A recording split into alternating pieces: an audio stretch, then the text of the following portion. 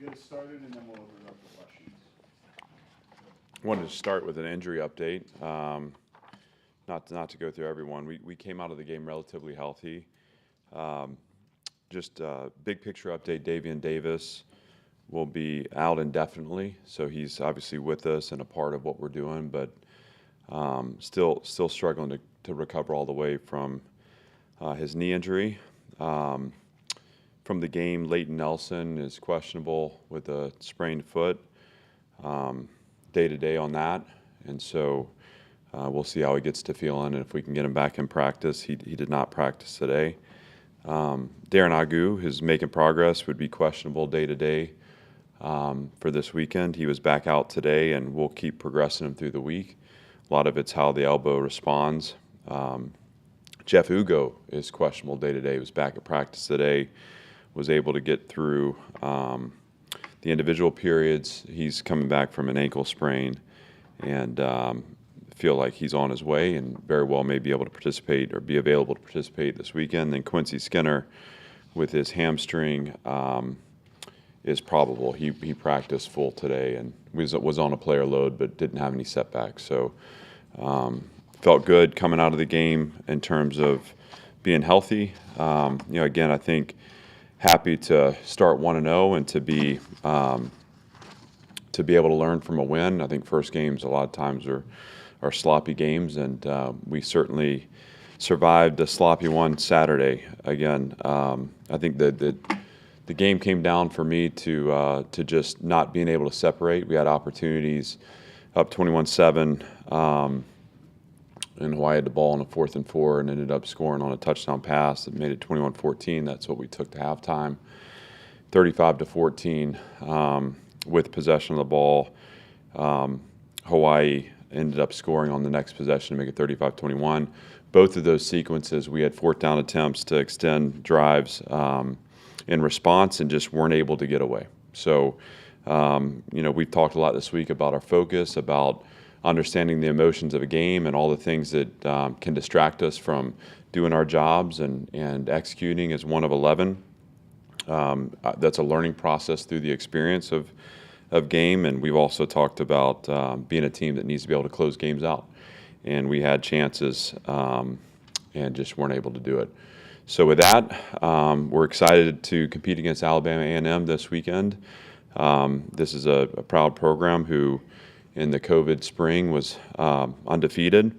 Coach Mayer's done a great job there with the team, and we'll be excited to be able to get out and compete against them. Obviously, just like last week, this is going to be about Vanderbilt football and how we progress in our systems, our structures, our language, our ability to play 11 guys on the same page. With that, I'll open up to questions. When you went back and looked at the running game and maybe the lack of push, what were the things that you saw? A lot of those runs, there was two issues as we saw it. One was most of those runs have pass options off. So times where we chose to throw the ball against looks that we would have liked to have run it, and then times where we run the ball where either AJ's meant to keep it or the ball should be thrown out in the perimeter. And those are things that are about AJ syncing up in his decision making. Obviously, he's got the hardest job that way on the field, but through his experience and the repetition, he'll get better and better at the post-snap decisions. I think at times that becomes about trying to make that decision prior to the ball being snapped. We like to anticipate, but we always have to take the time post-snap to see what we see and make the decision based off that. The other thing, especially in the 4-minute situation that came up, is in a time where they're pressuring, we have to be very detailed with how we direct a line of scrimmage. We call it a point here, but how we set our combinations up matters, and the functioning of the line of scrimmage 5 is 1. That point becomes critical to our ability to execute. And we miscalled a couple times, and what the result of that was guys slicing the line of scrimmage. So there were some fundamental technical lapses through the course of the game. The 4th and 1 that they got us in the backfield on was just a fundamental technical combination that we have to work together better at the line of scrimmage.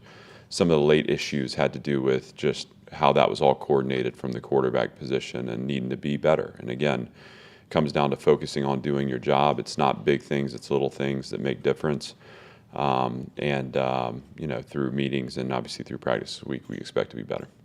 How much would you like to make that kind of a focal point of execution in this game going forward, not only the run game, but just the guys up front working together? Yeah, it needs to be. I mean, this is a team, Alabama A&M, that in all three phases will be exotic to us. I mean, they're multiple in fronts, multiple in structure, multiple in personnels on offense, high tempo offense, special teams. They have non-traditional components, and so we will have to adapt our systems to make sure that we're blocking what they do. I mean, there's times where their defensive lines, the second level, and the linebackers are the first level, and they switch pre-snap. I mean, there's just a lot of movement, and so for us, it's about adapting our systems to handle what they do, and then being disciplined and detailed within that to cover them up. If we can do that, then we can find success. If you can't, obviously, then you leave it to chance, because they do enough and they're versatile enough to make plays in the backfield. And defensively, that's where they found success, is when they keep you off kilter and get you negative so that all of a sudden you're behind the chains. What's the main focus this week in the secondary room? Obviously, a lot of big plays were let out this weekend, and that continues to happen. How will you guys hope to improve in that statistic?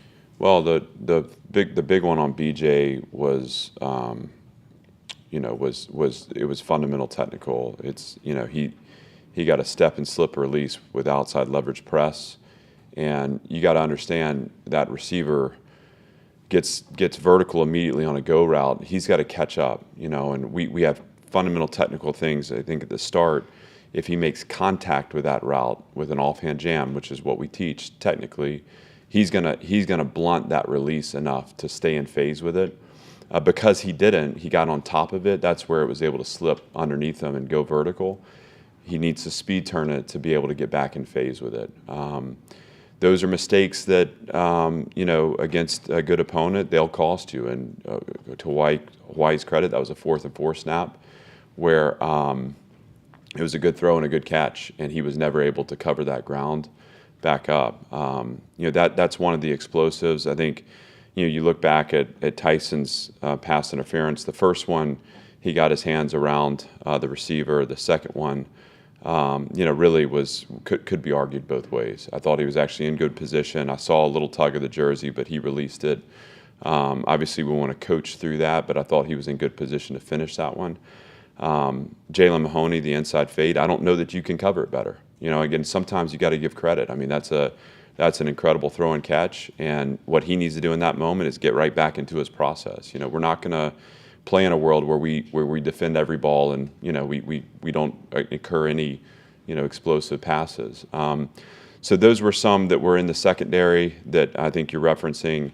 With respect to the early ones, to me that was there was an early throw to the tight end, which was just a structural breakdown in terms of who's covering. He's uncovered, and so they ran a drive route, and our corner chased the drive, and no one stayed on the tight end. And our safety went to the middle of the field to close the post, and they were able to evade the pass rush and extend the play and found the open tight end. They also ran a mesh route that extended, again, another one where the quarterback escaped the pocket. And it was a pitch and catch on the second drive, their first scoring drive.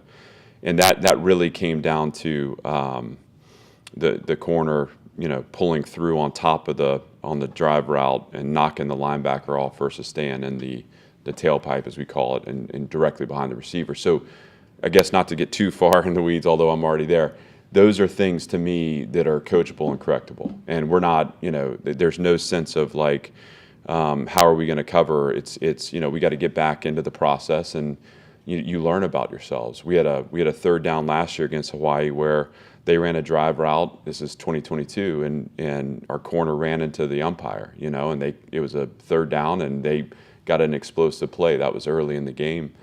Those things happen. You learn. You have to tighten your systems and structures down, and we need to be better. But there's no part of me that that's concerned about that level of improvement. We'll get there. There's one other they hit on Savion Riley, and again, that's a kid playing his first college game, and he's responsible for the deep middle. And this was in the fourth quarter. It's a big play, and it's our chance to make them go methodical. And they got the most of the chunk in that play that they needed, and he just is too short on the drop. He's got to be on top of the route, running through the middle, and again, we have to coach through those and have some patience for guys too to keep developing as well. When you look at pass defense, how much of that was the inability to get home on time? Yeah, I mean, I think the pass rush at times was effective and at times shortened it down. I think getting home and keeping the quarterback in the pocket are two things that we need to look at and say they go hand in hand. I think we got pressure at times, but we left escape routes. I would credit Hawaii's offensive line. I thought they did a nice job. One of the third down conversions where they hit a seam, was the guard coming back on our twist, and Devin Lee ended up on the ground, and he's rapping to contain there. Those are things that if we're pressuring that ball, then it's we have coverage there. If we're pressuring it, we get a chance to defend it on the back end. Again, those are things that we correct. I thought at times in our twists we were not conscious of contain, and so we left escape for the quarterback on the edge, and that's where we leave kind of ourselves exposed for some of those late coverage plays where guys are open and uncovered that I referenced earlier. We had 3 sacks. We had a number of quarterback pressures, and the game ended on a play where Issa's putting pressure on the quarterback's arm, and that was the ball that DeRicky picked off. And so, again, those guys will keep getting better. I've been pleased with the progress of that group through camp and through spring. I think we're way ahead of where we've been in the past. Certainly wasn't perfect, and so we want to see improvement moving forward. But obviously, anytime you can shorten the down without blitzing, you give yourself a great opportunity to play better in coverage, and that's what we need to do. There were certain positions, particularly on the offense, it felt like you rotated a lot, and then, on the defense, it seemed like you mostly stuck with the same players for most of the game. What's your philosophy on that, and, are you looking to change that up or keep it the same as next week? We want more people to play, and I think what we need to be on the same page with, just player to coach, coach to player, is what does it look like to earn the right to play? These aren't free passes that we give to the field, and yet guys that are in process, that are proven in practice, they deserve to be out there. And that could be for 5 snaps, that could be for 20, that could be for a 50-50 split with the starter. I think as a program we have to grow that level of trust to where we're unflinching when the time comes to put someone else in. My philosophy on it is always to schedule those rotations, and so you're not going based off how you feel in the moment. It's based off what you script out, and that makes sure that you get people in the game that you're going to need late. And what you don't want to have happen in a game is you're leaning on someone in the fourth quarter that hasn't seen the field yet. That's not a recipe for success late. And obviously, I think offensively we got a really good feel for what that is. I think defensively we got to still work towards that and grow in confidence that way, and we will. Seemed like the players were a little disappointed, even though you won. Have you seen that translate onto the practice field, like having them locked in this week? Yeah, they were for sure disappointed. I think that's a sign of growth. I think internal and external expectations are driving, a different approach to winning. I think we got to be careful not to let those feelings linger too long, because though they can be used as fuel for the next week, they can also, if you hang on to them too long, they can drag you down for the next week too. So, the guys have bounced back. We had a direct meeting yesterday to talk about the game, and they felt the same way I felt about it. But again, for us, it always has to be about, it starts with the belief in the people in the room and the belief in the potential of this team. And we say here, belief is a practice, that then translates into how we step into performance together. And so though we're disappointed, maybe discouraged, though we would have liked to have played better, a cleaner game, there's plenty of positives that we can pull from that experience. I think just going through the game day, and particularly the weather delays, is a part of that, to say, hey, even in the face of this, we were still able to start fast. And my job is to continue to try to educate where we can, find that progress and win those margins. And what I want is for the team and the staff just to keep that positive attitude and keep going back to that belief, so that over time we're able to actualize the potential of the team. And today was a good day. I don't know that it was a great day on the practice field. I'm still going through the film, so I think as a coach, you're never totally satisfied. It's an illness that we have, and that's okay.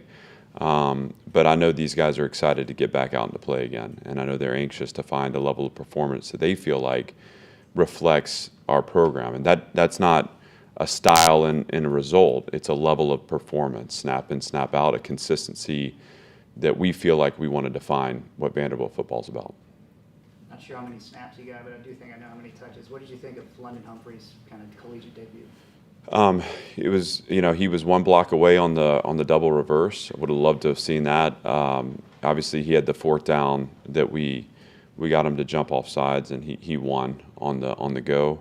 That was exciting. We know he's a talented player.